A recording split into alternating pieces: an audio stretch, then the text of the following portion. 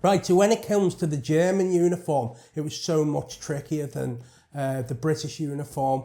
Heinrich, or Kyle, who portrayed Heinrich, he used a 1940 Wehrmacht uniform, and we had to make sure it was correct because the Germans liked to chop and change theirs very quickly. They liked, with not winning the First World War, they decided to make veterans of the early part of the war in 1939. They gave them extra parts on their lapels as well as on their uniform to prove that they were veterans of the war. Stuff that Hitler liked to give them, to award them. Whereas with the British uniform, we always win wars, so it's a little bit different. Now, when you look into the German uniforms, things changed with the tunics, the helmets. So we had to be very, very precise at the time. So it's an M36 uniform as well as an M40 helmet as well. The M36 uniform eventually changed to the M40. A lot of different things and reasoning for it. The most prominent ones were the sizes were too big. The Germans, as the war was getting on, they were starving, so the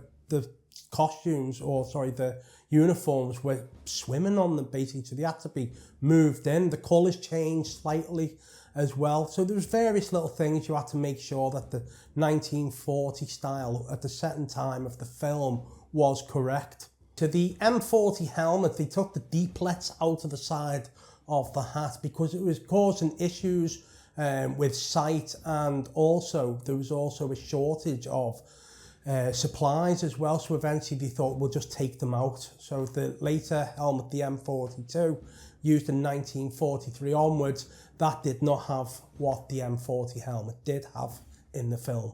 There's other things in the film that you don't actually see. It's even as far down to the jack boots as well. They had to be correct.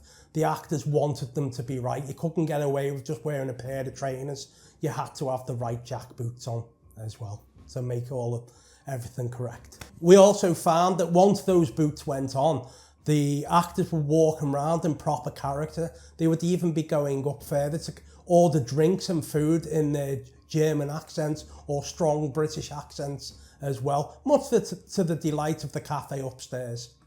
So when they were discussing the sizes of the uniforms as well, in Germany at the time, they had really strong built men at the start of the war. But as the war progressed, the food shortages began, costs were running out. So when you look at Heinrich, you can actually see the clothes. They are hanging over him, off him quite a bit. And that was designed correctly because Kyle did go on a bit of a hunger strike to make sure he got further into the character to be perfect for Heinrich in 1940. And the clothing does show you that, it brings that over. What we've got to remember is the Nazis were given drugs to keep them going at all times.